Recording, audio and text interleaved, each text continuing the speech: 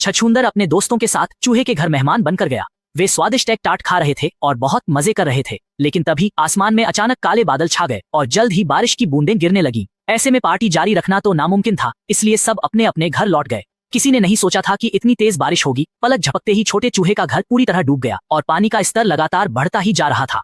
लाचार होकर उसे बचने की उम्मीद में चिमनी पर चढ़ना पड़ा। जैसे ही बाढ़ का पानी चिमनी तक पहुंचने वाला था, आखिरकार बारिश रुक गई। सच तो यह है, काठी खींचने के लिए हाथ बढ़ाया, लेकिन दूरी थोड़ी ज्यादा थी और ध्यान भटकते ही वो पानी में गिर गया। ऐसा लगा कि हाथ से खींचने का तरीका काम नहीं करेगा। तभी उसे एक तरकीब सूझी। वो भागकर घर गया, एक फावड़ा निकाला और फिर अपने दूसरे दोस्तों को आवाज दी। आवाज सुनकर खरगोश और शाही बिना कुछ सोचे समझे अपने औजार लेकर मदद के लिए दौड़ पड़े। वे पानी से भरी जगह पर पहुंचे। छछूंदर ने घास पर इशारा करते हुए खरगोश और शाही को वहां खुदाई करने को कहा और खुद पानी के स्रोत के पास भाग गया। तो पास की जगह पर काम शुरू हुआ। कुछ ही देर में उन्होंने एक नाली खोद दी, जिससे पानी तेजी से बहने लगा और डूबा हुआ इलाका जल्द ही दिखने लगा। नन्हा चूहा तो बच गया, लेकिन उसका घर मलबे में तब्दील हो गया। यह सोचकर कि अब वो बेघर हो गया है, उसकी आंखों से आंसू बहने लगे। यह देखकर छछूंदर ने चूहे का नया घर बनाने में मदद करने का सुझाव दिया। सबने हाँ में हाँ मिलाई और काम में जुट गए। दोबारा बाढ़ से बचने के लिए छछूंदर ने नींव के लिए एक ऊंची जगह चुनी और मजबूत पत्थरों और सीमेंट का इस्तेमाल किया। सभी दोस्तों ने मिलकर निर्माण सामग्री ढोने का काम किया। चूंकि कोई भी कामचोरी नहीं कर रहा था, काम बहुत तेजी से हुआ और देखते ही देखते घर का ढांचा खड़ा हो गया